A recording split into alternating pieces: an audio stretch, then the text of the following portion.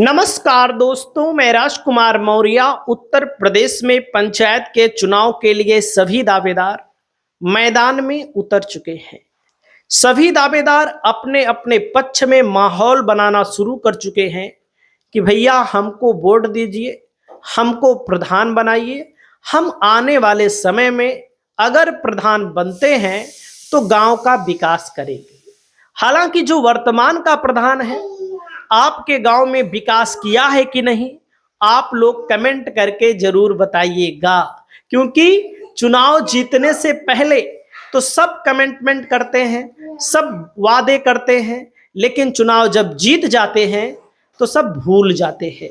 लेकिन आपको इस वीडियो में कुछ ऐसे कानून बताने जा रहे हैं कि कौन कौन से ऐसे दावेदार हैं जो पंचायत का चुनाव नहीं लड़ पाएंगे।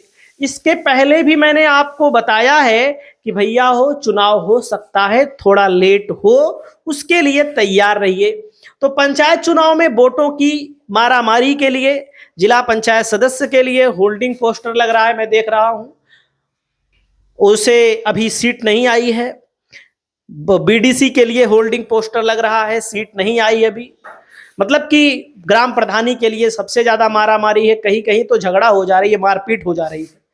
तो देखो, सबसे पहले कानूनी दायरा क्या कहता है, कानूनी पृष्ठभूमि क्या कहती है कि कौन से लोग चुनाव नहीं लड़ पाएंगे। अगर आप लड़ने जा रहे हैं तो आपको यह भी ध्यान देना है, भले आपके ऊपर कोई केस ना हो या आप सीधे साधे हों, तो इस चुनाव में भी कोई केस ना होने पाए, कोई ऐसा मामला ना होने पाए कि आप चुनाव भविष्य में ना लड़ पाए।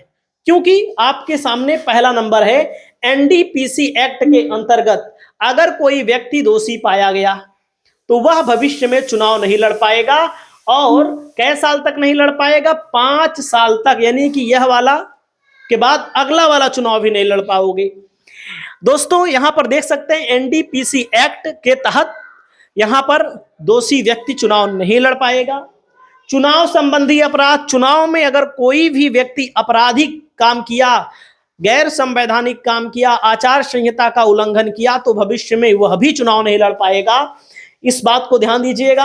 वहीं पर दोस्तों 1947 और 1955 के अंतर्गत कोई भी व्यक्ति दोषी पाया गया और कोई पद प्राप्त करने पर हटाया गया हो, क्योंकि बहुत सारे लोग पद प्राप्त कर लेते हैं किसी न किसी तिकड़म से, बहुत सारे लोग फर्जी सर्टिफिकेट से पद प्राप्त कर लेते हैं। उनको बाद में सरकार के यहाँ निगरानी होती है, चेक किया जाता है, तो फर्जी जाति प्रमाण पत्र कोई लगा देता है, कोई विकलांगता का प्रमाण पत्र लगा देता है, कोई पढ़ाई लिखाई का फर्जी प्रमाण पत्र लगा देता है। तो ऐसे लोग अगर पकड़े गए हैं या ऐसे लोग पकड़े गए हैं जो सरकारी खजाने को लूट रहे थे, यानी भ्रष्टाचार कर रहे थे, तो ऐसे लोग भी चुनाव नहीं लड़ पाएंगे। अगर आपकी जानकारी में लड़ता है तो आपको जानकारी देनी होगी, और जानकारी जब आप देंगे तो आपकी जानकारी ली जाएगी और उस पर कार्यवाही की जाएगी। सहकारी समितियों की अध्यक्षता, जैसे यूपी निर्वाचन आयोग की पॉलिसी के अनुसार सहकारी समिति के अध्यक्ष, उपाध्यक्ष ग्राम प्रधान का चुनाव नहीं लड़ सकते हैं। इसको ध्यान दीजिएगा। मतलब सहकारी समिति का कोई अध्यक्ष होगा, उपाध्यक्ष हो, ग्राम प्रधान का चुनाव नहीं लड़ पाएगा। यदि कोई बकाया राशि हो, ऋण, सदस्यता शुल्क, अगर कोई व्यक्ति ऋण या सदस्यता शुल्क नहीं दिया होगा सहकारी समिति का, तो वह भी चुनाव नहीं लड़ पाएगा। इस बात को आपको ध्यान देकर सुनना है। पूर्व चुनाव व्यय विवरण ना जमा किया हो, बहुत सारे लोग ऐसे हैं जो इस बार चुनाव लड़ेंगे और हार जाएंगे, तो वे क्या करेंगे ना, अपना व्यय का विवरण ही नहीं देंगे। तो भैया, भविष्य में चुनाव लड़ना है तो जो इस बार चुनाव लड़िएगा, खर्चा उर्चा करिएगा, उसका पूरा विवरण हारो या जीतो सरकार के सामने सौंपो, ताकि भविष्य में चुनाव लड़ पाओ, ताकि भविष्य में चुनाव लड़ लो। ठीक है, इसको ध्यान दीजिएगा। अगर नहीं करोगे तो भविष्य में पर्चा रद्द हो जाएगा। जो पिछली बार किया था उसका अब की बार रद्द हो जाएगा। सरकारी सेवाओं में प्रतिबंध, जैसे आपको मैं बताना चाहता हूं, किसान, शिक्षा मित्र, कार्यकर्ता, आशा, आंगनबाड़ी कार्यकर्ता, किसी भी व्यक्ति को सरकारी नौकरी के अधीन सरकारी वेतन मिलता है, सरकारी मानदेय मिलता है, तो वह चुनाव नहीं लड़ पाएगा। शिक्षा मित्र चाहे हो, इनको मानदेय ही मिलता है। ग्राम रोजगार सेवक, किसान मित्र, शिक्षा मित्र, आशा कार्यकर्ता, आंगनबाड़ी कार्यकर्ता, तो ऐसे लोगों को नहीं मिलेगा। वहीं पर सरकारी नौकरी में किसी की अयोग्यता जैसे दंडित होकर हटाना, भाई केंद्र सरकार में, राज्य सरकार में तमाम लोग ऐसे हैं।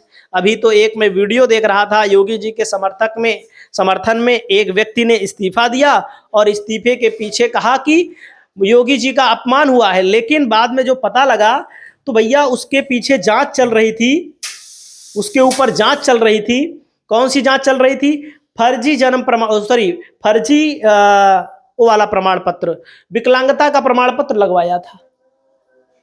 कह रहा योगी के समर्थन में इस्तीफा देता हूं, जांच होगी, क्योंकि उसकी रिकवरी होने वाली थी।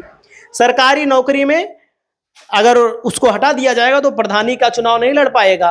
वो बात समझ रहे हो? क्योंकि बहुत सारे लोग अकूत का पैसा कमाते हैं, बहुत सारे लोग होते हैं और सरकारी विभाग में है, किसी पद पर है, कूद का पैसा कमाते हैं। जब लगता है खूब पैसा हो गया है, इस्तीफा दे दो, इस्तीफा दे दोगे तो फाइल बंद हो जाएगी, या उसके पहले अगर इस्तीफा नहीं दिए हैं तो पकड़े जाएंगे। तो ऐसे लोग, याद रखिएगा हमारी बात को। सामान्य अयोग्यताएं, आयु कम होना, 21 साल से कम है तो भाई चुनाव नहीं लड़ पाओगे। आप सबको पता है कि चुनाव लड़ने के लिए 21 वर्ष और वोट देने के लिए 18 वर्ष। दिवालिया होना अदालत द्वारा घोषित होता है दिवालिया। कोई चुनावी अपराध किया हो, निलंबन हुआ हो, दोष सिद्ध हुआ हो, सरकारी भूमि पर कोई कब्जा किया हो, सरकारी धन का कोई गबन किया हो, कुछ राज्यों में 2 से अधिक जीवित बच्चों पर भी चुनाव, मतलब जिनके 2 से अधिक बच्चे हैं वे भी चुनाव नहीं लड़ पाएंगे।